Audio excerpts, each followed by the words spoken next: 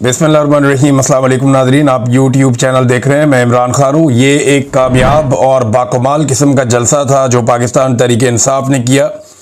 और एक बात तो क्लियर हो गई है कि इमरान खान साहब की कॉल जो है वो अभी तक कारकुनों में काम कर रही है। दूसरी बात जो है वो ये कि जो रिपोर्टर्स थे ग्राउंड पे, उन्होंने बताया कि लोगों की दिलचस्पी इस बात में थी कि इमरान खान ने बुलाया तो हम इमरान खान के बुलाने पर आए हैं। हमें कोई लायामल दिया जाए और बताया जाए कि इमरान खान साहब की आज़ादी कैसे मुमकिन होगी। लोगों को जो ऑपरेशन खैबर पख्तूनख्वा में हो रहा है उस पर बहुत गम गुस्सा था। मादनियात के कब्जे के हवाले से लोगों के बड़े सवालात थे। ये वो सारी चीज़ें हैं जिन पे इमरान खान साहब भी बात करते रहते हैं और लोग उन्हीं चीज़ों के साथ जलसे में आए थे। लोगों को वहाँ मौजूद क़यादत में और उनकी तकरीरों में ज़्यादा दिलचस्पी नहीं थी। मैं आपको कुछ चीज़ें अभी बताने वाला हूँ जो इस जलसे से रिलेटेड हैं और ये फैक्ट्स पर मबनी है। ये चीज़ें आपको पसंद आए ना आए, लेकिन एक्चुअली वहाँ पे ये हुआ। इंतज़ामात बेहतर नहीं थे, जलसागाह में कचरा था और वहाँ पे काफ़ी घट्टा मिट्टी थी और बड़ी स्मेल थी, बदबू थी। ये चीज़ें नामुनासिब है। अगर आप मेहमानों को बुलाते हैं तो बेहतर जगह पे बंदोबस्त करना चाहिए था। एक और चीज़ ये है कि पंजाब की शमूलियत हैरान कुन हद तक ज़्यादा थी। कुछ सहाफ़ियों ने मुझे यहाँ तक क्लेम किया कि अगर हम ज़्यादा ना बोलें तो आधे लोग तो पंजाब से आए हुए थे और ये बहुत बड़ी तादाद है। इस पे आलिया हमजा साहिबा का जो है वो बड़ी कोशिश है उनकी, अगर इतनी बड़ी तादाद में लोग पंजाब से पहुँच गए हैं तो। और अडियाला जेल में भी पंजाब से ही ज़्यादा लोग आजकल जा रहे हैं। रावलपिंडी में अडियाला जेल है, बहुत लोग वहाँ पहुँच जाते हैं। तो पंजाब की शमूलियत हैरान कुन हद तक ज़्यादा थी। कई किलोमीटर तक सड़कों पे लोग मौजूद थे और इसकी वीडियोस बाकायदा लोगों ने डाली है। बल्कि एक वीडियो मैं देख रहा था, रज़ी ताहिर साहब ने उसको सोशल मीडिया पे लगाया। उसमें लगभग 1 किलोमीटर की वॉक है जलसागाह तक और उस वॉक के अंदर हर तरफ बहुत बड़ी तादाद में लोग चल फिर रहे हैं जो जलसागाह की तरफ जा भी रहे हैं, आ भी रहे हैं। अलीमा खानम अपने भाई का बयान पहुंचाने की हद तक मुतहरिक रहती हैं और ये अपने भाई का बयान पहुंचाना कोई मारूसी सियासत नहीं है। अलीमा खानम ने ना तो कोई मेरी दानिश में कोई वज़ीर आला बनना है, ना वज़ीर आज़म बनना है और ना कोई वफाकी या सूबाई वज़ीर बनना है, ना वो गवर्नर बनने में दिलचस्पी लेंगी। उनकी दिलचस्पी सिर्फ अपने भाई का पैगाम इमरान खान साहब को फॉलो करने वाले लोगों तक पहुँचाना है।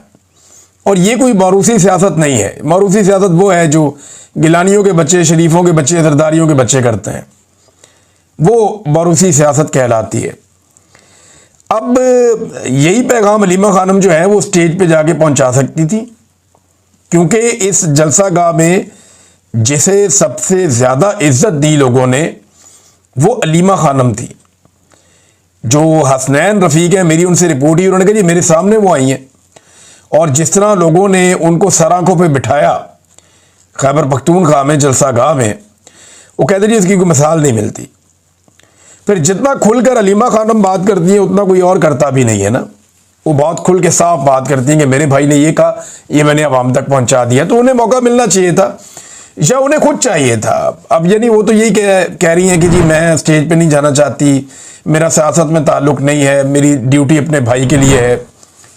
तो सियासत के ऊपर पाबंदी भी नहीं हो सकती। हर शहरी को ये हक हासिल है कि वो सियासत करे।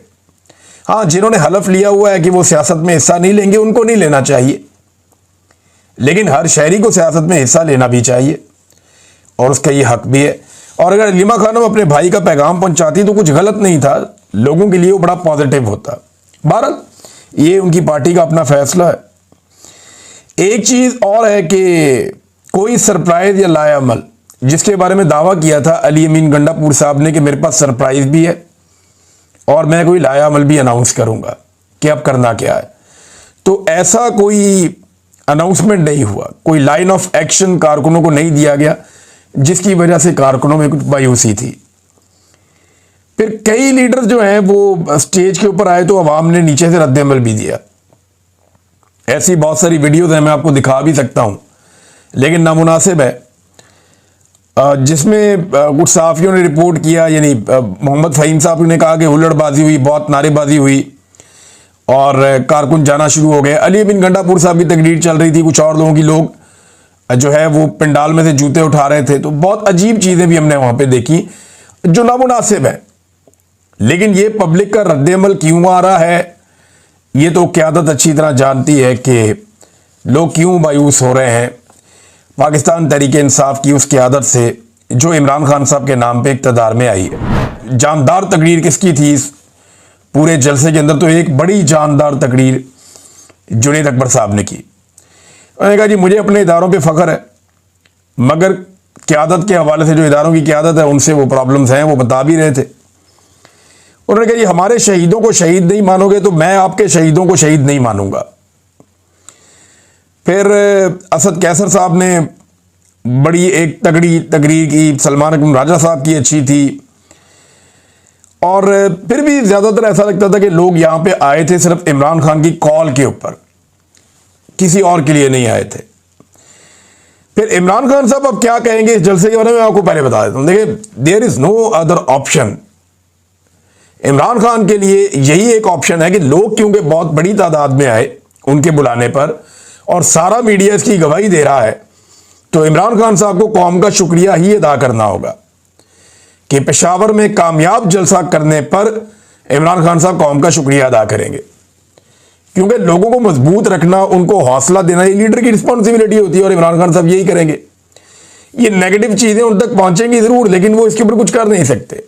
हाँ, लेकिन ये कि हमारा काम है चीज़ों को हाईलाइट करना, जो देखना वो बताना और दिखाना, तो वो हमने आपको बताया। और वहाँ जो जर्नलिस्ट मौजूद थे फील्ड में, उन्होंने भी बताया। अब नाज़रीन, एक और इशू उठाया गया और ये मैं चाहता हूँ मैं आपके सामने रखूँ, बड़ा इंपॉर्टेंट इशू है। यूएई में यानी दुबई में दो कारकुनान हैं पाकिस्तान तहरीक-ए-इंसाफ के, सलमान रजा और जुनैद जहांगीर। ये वहाँ पे नाहक कैद हैं। इनके बारे में आवाज़ उठाई गई जलसे में और कहा गया जी 1 साल से इनको कैद रखा गया, इनकी फैमिली बहुत परेशान है। ये बात मुझे पाकिस्तान तहरीक-ए-इंसाफ के कुछ और लोगों ने भी बताई थी। तो मेरा एक सादा सवाल यह है कि पाकिस्तान में तो अमाराती सफ़ीर हैं और उनसे टाइम लेना कोई मुश्किल भी नहीं है। मेरे जैसा सहाफ़ी चाहे अगर पाकिस्तान में मौजूद हूं मैं, तो मैं अमाराती सफ़ीर से मुलाकात के लिए थोड़ी सी कोशिश करूं तो मेरी मुलाकात हो जाए। और बहुत सारे सहाफ़ी हैं, उनकी मुलाकातें हो जाती हैं, सियासतदानों की मुलाकातें हो जाती हैं। तो अली अमीन गंडापुर साहब 1 साल हो गया है, उन्हें चाहिए था कि वो अमाराती सफ़ीर से मिलते और उन्हें कहते जी हमारे 2 लड़के गिरफ्तार किए हुए हैं और कोई केस भी नहीं चल रहा, कोई मामला पता ही नहीं चल रहे किधर गए वो, तो जनाब उनको रिहाई दिलवाई जाए और कोई मसला ये हल किया जाए।